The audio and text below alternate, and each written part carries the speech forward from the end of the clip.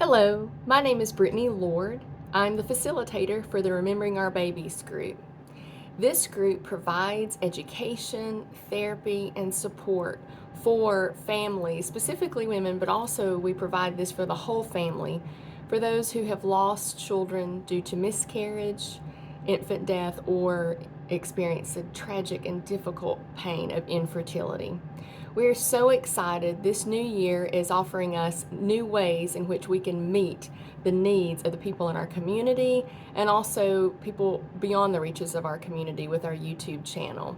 So we offer support in three ways. The first is our yearly Remembrance Walk, our Walk to Remember, held in October or November, depending upon the timing, in which we are able to remember our babies and take the steps that they never got to take with our walk. We also offering two individual counseling sessions that are fully funded by the Remembering Our Babies Foundation. And I'm so excited to be able to provide for you all a monthly video describing some of the things that we've done in our groups with the Remembering Our Babies community group. If you have any questions or need further information, please feel free to reach out. My email is brittanyLordCounselingServices@gmail.com or contact me in the comments after this video. Please stay tuned because we will be posting one new video every month detailing some new ways that you can process the effects of grief. And these effects are so great. And so we're so excited to be able to offer people in our community and beyond our community borders. Really, this type of group is so helpful for people to understand that what you're experiencing is not unique. You're not different. You're not weird for experiencing these effects of the grieving process, that you're not alone and that we're here for you. So we're so excited to be able to come alongside you in your grief journey in one of these three ways. So for this month, this is our third in the series of our monthly podcast videos, whatever you want to call them, about the grieving process. And so what I thought I would talk with us about today and discuss are the physical, emotional effects of grief. And we know that there's so many more, but this is just sort of a snapshot and we can get some more information. You can contact me, feel free to do that. Just know that this video is not meant to diagnose or to help in any type of emergency situation. If you're having a mental health emergency, please contact or go to your nearest emergency medical center. So in talking about the physical and the emotional effects of grief, there are many, and there's no one size fits all for the grieving process. And of course, when someone is going through the grieving process, it depends upon their background, their experiences, the support that they receive, whether they've lost a child due to miscarriage or through infant death or for going through infertility. But many of the physical and emotional effects are still the same for many of these experiences and for most people. Again, these are, when we talk about this grieving process, it's not meant to put someone in a box or tell them how to think or feel, but just to normalize your experience. So if you'll remember last month, we talked about the 5 stages of grief. Those are denial, depression, bargaining, anger, and acceptance. And as we mentioned last month, someone can cycle in and out of these stages of grief every minute, every hour, every week. You see where I'm going with this, right? So just know that no two people will grieve the same, even if they have a very similar loss experience. And the fact that someone is cycling in and out of these stages, not linearly, can't say that word, not in a straight line, of course, but if someone's experiencing these stages, that means that they are on the path to healing. So as we're discussing, as we're noticing, as we go through these stages of grief, we're going to have some physical and emotional effects of that. So let's think about first some of the emotional effects of grief. Many of the people that I've talked to experience sadness, anger, guilt, resentment.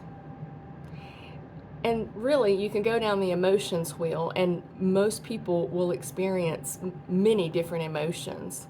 We know that all people experience emotion. Women experience more emotions in any given day. Now, that depends upon the woman, and I don't mean to stereotype, but many times we will experience more emotion. So, what kind of experiences of the grieving process have you had? What kind of emotions have you seen show up for you? One thing that I encourage my clients to do is to do a mood check-in every day. If you Google emotions wheel, then it will show you all the different emotions, and it helps you to dial into those emotions.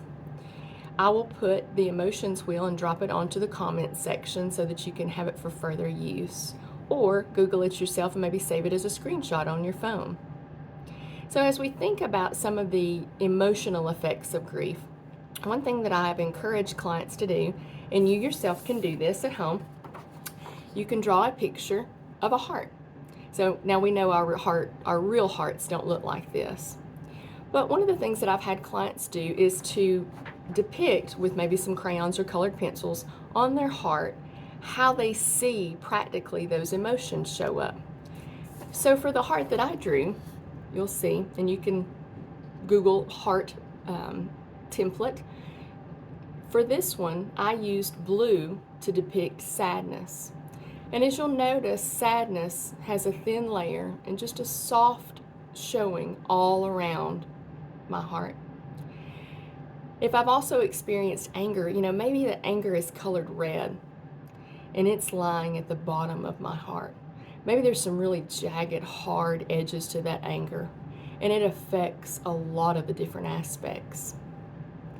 So just from these two emotions, you can see that the emotional effects of the grieving process affect my whole heart. Now, we know that our emotions show up more than just in our hearts, but it helps us to see that these emotions affect our whole being and our whole state of being. Now, there's going to be a lot more of emotions for most people, and when they start coloring, they may see that those emotions cover their whole heart. Now, whether you're an artist or not, things like this can be really helpful. I certainly am not an artist, as many of you guys are not. But this is a great way for me to see how my emotions are affecting me as a whole, as a person. So also let's think about maybe the physical effects of grief. Many clients that I have talked to have noticed tension, headaches, muscle aches, fatigue, maybe isolation. That's kind of more of a feeling, but if you're isolating yourself, maybe you're experiencing some of that loneliness, again, an emotion, but isolating yourself can help you it's your physical state as well, of course. So for example, one of the ways, if we were to use the art way to depict our physical effects of grief, this is a gingerbread figure, as you'll see. This is something that can be easily drawn, but if you Google body form, you'll see this and you can download it, or you can simply draw it yourself. So in this example, what I did, maybe your grief just really feels like heaviness. And so I depicted some gray rocks in my hands and feet. So maybe that heaviness is just weighing me down. Many times I hold my tension, as many of you all do, and as many of my clients have noticed, in my neck and shoulders. A massage is a great way to help with this, or maybe a trip to the chiropractor as needed, just as a side note. But in your neck and shoulders is many times where we can carry some of that muscle tension. So on this form, I depicted that in red. So maybe that tension is going all the way up my arms, down my arms. I didn't depict it on here, but it's up through my neck and into my shoulders. And it's radiating out. I can almost feel it coming as heat through my skin. So it didn't cover the whole entire body, but you can see how the physical effects of grief can really affect our whole mind and body. So one way you can take this a step further is maybe even think about the behavioral effects of grief. We mentioned isolating a moment ago. So maybe you've been isolating yourself. Maybe even the spiritual effects of grief. That might be a way to depict that on our hearts, because our hearts are many times where our spirituality, what we tie into our heart state. Maybe you felt closer to the Lord. Maybe you felt closer to God, or however you experience your spirituality. Maybe you felt farther away from God, or however you experience your spirituality. but just note we are all spiritual beings in one form or another. So as you can see, the physical, emotional, spiritual, and behavioral effects of grief are all-encompassing, and different people experience them different ways. When we can look on papers like this and handouts and really be able to depict, we can see in full color, in full form, how much the grieving process affects us. I encourage you to try this out, see what you think of it. Please drop in the comments section what you thought. And again, if you need further information, please check us out on our Facebook page or come back to this channel next month. We will have a monthly podcast on the first day of every single month. I hope this helps. Take care and take care of yourself. Bye-bye.